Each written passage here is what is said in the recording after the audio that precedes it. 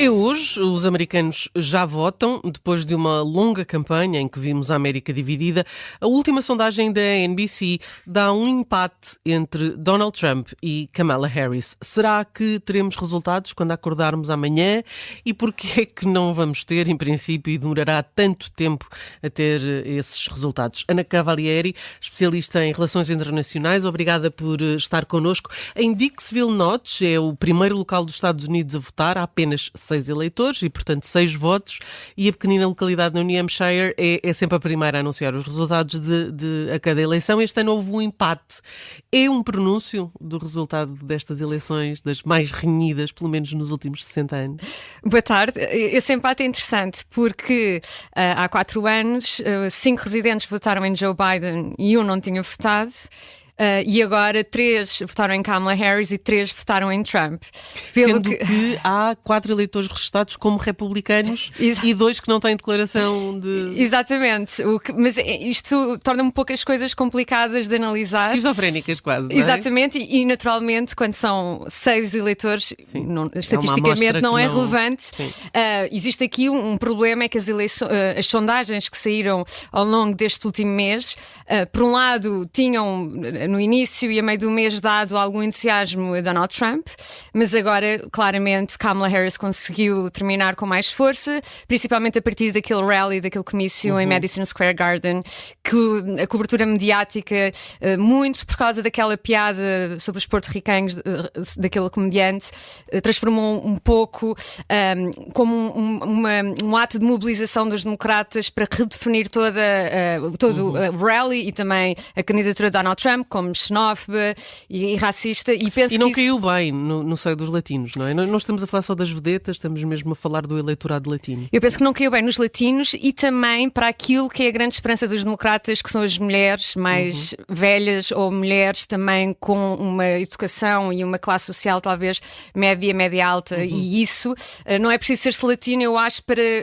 ter-se um bocado a ideia de que Trump tem uma personalidade truculenta e agressiva e que divide o país, e as mulheres são um pouco, como demografia, isto eu estou a falar em termos muito gerais e estatísticos, estão a demonstrar uma aversão maior do que os homens. Eu volto a frisar, isto já é a terceira vez que eu penso que eu disse isto neste programa, que isto é uma batalha entre homens e mulheres. Nós sabemos que, por exemplo, Hillary Clinton em 2016 ganhou o voto das mulheres por cerca de 12, 15 pontos, mas Trump ganhou porque os homens votaram nele ainda em maior proporção. E a grande esperança é que os indícios que as mulheres participam mais e participaram mais efetivamente no voto antecipado destas últimas semanas vai ser contrabalançado, pelo menos esta é a esperança dos republicanos e de Trump, por uma grande participação de homens no day off, ou seja, no dia de eleições hoje. Mas isso é preciso que os homens saiam para votar, e sabemos que as mulheres são um bocadinho mais participativas do que os homens, em regra geral. Ora, e se de facto houver um impacto, o que é que acontece? Um empate 269.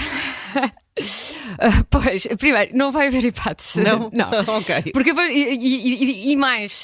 admito que quando começarem a sair os resultados logo à noite, se identificar a tendência que vai ser fundamental, que foi aquela tendência que a Ann Seltzer, naquela sondagem do Des Moines, em Iowa tem-se transformado nos 2 últimos ciclos como sendo republicano, ou seja, passou de um purple state para republicano, e ela, Ann Seltzer, é talvez tem uma das empresas de sondagens mais reconhecidas porque conseguiu identificar essa virada um pouco mais para os republicanos, e tem um track record impecável, e ela apareceu há cerca de alguns dias com uma sondagem chocante em que provavelmente não estará certa, provavelmente Iowa ainda vai ser republicana, mas identificou uma tendência que para os republicanos foi assustadora, de um abandono de mulheres, nomeadamente mulheres mais velhas dos condados rurais e suburbanos, que normalmente eram uma demografia muito do Partido Republicano.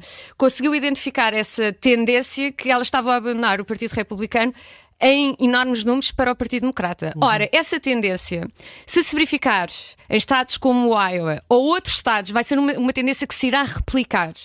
E se nós virmos os results, e conseguimos definir, porque vai haver sondagens à boca da urna, que são as cross-tabs, ou seja, por demografias, como é que as pessoas escolheram, ou seja, como é que os homens brancos estão a votar, como é que os homens negros estão a votar, como é que as mulheres brancas estão a votar, como é que as mulheres negras ou hispânicas estão a votar. Se nós, em outros estados, identificarmos já essa tendência, vamos poder extrapolar que nos estados decisivos é provável que, por exemplo, Kamala Harris irá ganhar Wisconsin, Michigan e Pensilvânia. Se essa tendência. Por outro lado, se virmos que não, que essa esperança de que o voto das mulheres esteja muito a apoiar Kamala Harris não seja de forma tão expressiva como se antecipa, ou então que os homens estão também de forma desproporcional a votarem em Donald Trump, podemos já começar a extrapolar. Eu, se calhar, estou a ser um bocadinho precoce, mas eu não acho que seja um caso como 2020, isto porque em 2020 havia muito mais boletins por correio, as regras eram mais tensas, hoje, nestas eleições, muito do early voting, muito do voto antecipado foi presencial, e eu penso que as contagens serão mais rápidas, exceto, por exemplo, no Nevada, porque o Nevada é dos poucos estados. E na Califórnia também, não é? A Califórnia, como é Kamala Harris, não há hipótese. A Califórnia não há hipótese. Aliás, desde que as pessoas às vezes não percebem porque a Califórnia se tornou tão republicano, de um estado tão republicano para de repente democrata. Mas foi a Amnesty Bill de 86 que fez com que 6 milhões de imigrantes ilegais tivessem um pathway to citizenship, ou seja, uma possibilidade de se tornarem cidadãos, e isso alterou a demografia de tal maneira. Então a Califórnia será democrata. Vamos então ao colégio eleitoral, porque não é fácil de perceber, e eu acho que é uma boa altura para falarmos nele. Sim. Porque o que é curioso é que a representação dos grandes eleitores não é totalmente proporcional ao número de votos. E ainda pode haver o caso de um grande eleitor decidir votar contrariamente, que foi o que aliás aconteceu com Hillary Clinton. Sim, mas apesar disso seria impugnado. Ou seja, eles estão por lei obrigados, vá lá, a votarem de acordo com o que o voto popular indicou. E, portanto, se alguém faria isso, ou se, por exemplo, um governador quiser certificar uma lista alternativa de eleitores, isso seria imediatamente impugnado pelos advogados da campanha adversária. E mesmo, por exemplo, no Congresso, se cada objeção que for levantada sobre uma determinada irregularidade e que determinado eleitor não devia, ou determinado grupo de eleitores não devia marcar o seu voto para o partido que foi declarado vencedor, tudo isso tem de ser levantado por um senador e um congressista, depois tem de haver um debate e depois tem de haver a aprovação da maioria, e não vai haver uma maioria de republicanos, para não falar de democratas, que alguma vez irão tentar rejeitar o voto popular, porque isso era um suicídio político quase para o partido, porque as pessoas também não iriam aceitar. Vamos falar da proporcionalidade, então. Antes de mais, as pessoas pensam que o Presidente está ali para representar o povo. Não é verdade. O Congresso, na Casa dos Representantes, representa o povo, o Senado representa os Estados e o Presidente representa a União. E isso significa que o Presidente tem legitimidade popular porque grande parte dos eleitores, do número dos eleitores, está definido através do censo no fundo, da dimensão populacional de cada distrito, que depois dá cada Estado um determinado número de eleitores, mais 2. E, portanto, nós temos Califórnia e Nova Iorque e Flórida e Texas com muito mais eleitores do que, por exemplo, Nebraska. E isso existe uma correlação entre a densidade populacional não é a densidade, mas a quantidade de população, o número de cidadãos que está a viver num determinado estado e quantos eleitores é que vão ter. Mas o Presidente não é um órgão ou um cargo puramente sustentado por democracia pura. Não, existe aqui também, no fundo, a união de representação do povo, mas também dos Estados. E pronto, e temos então esta... Até porque se não fosse assim, quando todo este esquema constitucional foi aprovado, quando se fez a união dos Estados mais pequenos nunca iriam naturalmente aceitar perder a sua soberania se soubessem que a determinada altura tudo aquilo que era o poder central iria ser definido por Califórnia, Nova York, Texas e Flórida. E então também foi. Mas pronto, isso traz estas contas um pouco complicadas e também uma forma de campanha muito focada em estados e não puramente uma campanha de voto popular. Sim. Há longas filas já, por exemplo, na Carolina do Norte. Isto pode ser um sinal de uma boa participação? Falou-se muito no receio da abstenção. Ou isto é algo que acontece naturalmente? Eu antes de hoje, e ainda não sabemos os números, ainda é precoce, ainda são 5 horas atrás nos Estados Unidos, ou então na Califórnia são 8.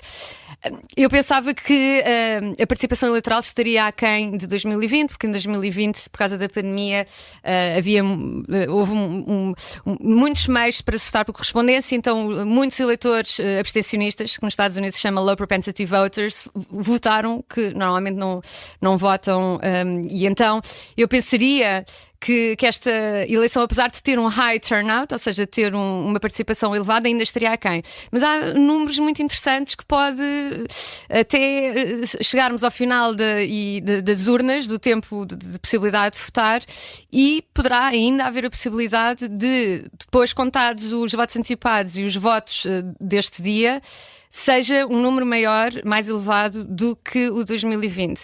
Isto é difícil fazer uma conexão de qual partido é que irá beneficiar, porque depende se, número 1, os votos antecipados dos republicanos, que aumentaram brutalmente nesta categoria de voto antecipado, porque em 2020 Trump tinha dissuadido os seus eleitores de votarem antes do dia das eleições. Primeiro vamos ter de saber se esses votos canibalizaram votos de republicanos do próprio dia, ou se os republicanos conseguiram novos eleitores, ou então eleitores que não tinham votado em 2020 porque tinham deixado para o último dia e depois a vida acontece, o trabalho, acabaram por não chegar às urnas. Na altura, não é? Exatamente. Temos então saber se isso vai corresponder a um maior número de novos eleitores para os republicanos, ou então se vai beneficiar os democratas, que normalmente beneficiam com eleições com grande participação eleitoral. As últimas notícias dão conta de que o dólar está em queda pela percepção dos investidores. Lá está, no fim de semana, aquela tendência ter sido mais pró-Kamala. Os investidores continuam a sentir-se mais seguros com Trump? Pois, e também isto é difícil porque sabemos que os economistas e assim, os especialistas da área têm mais confiança no plano económico de Kamala Harris, e até porque estes últimos meses da administração Biden, ou últimos 2 anos, em termos de bolsa de valores, têm atingido números recordes. Eu não sei, confesso, não sei bem avaliar as respostas dos mercados. Eu sei que, por exemplo, o mercado de apostas, vá lá, já que estamos a falar de dinheiro, dá uma vantagem ainda a Trump. A última vez que eu vi, teria de ver agora os últimos números, mas há umas horas estava 60% com probabilidade de ganhar Trump e 30% com probabilidade de ganhar Kamala Harris. Também sabemos que esse mercado de apostas normalmente quem participa são homens, então pode ser que parte dessas decisões seja wishful thinking, ou seja, seja a vontade que eles queiram ganhar, mas ao mesmo tempo estão a apostar o seu próprio dinheiro. Exato. Pelo que tentam ser o mais racionais possível, mas agora neste momento é um pouco difícil saber. Sim. Obrigada, Ana Cavalieri. Muito obrigada. Uma boa jornada para um dia tão bom como hoje. No fecho, e porque Katy Perry é mais um nome que se junta a Kamala Harris, ambas fizeram até um vídeo amador para as redes sociais, com alguma graça, acabamos com o êxito da cantora, talvez o mais conhecido, Firework.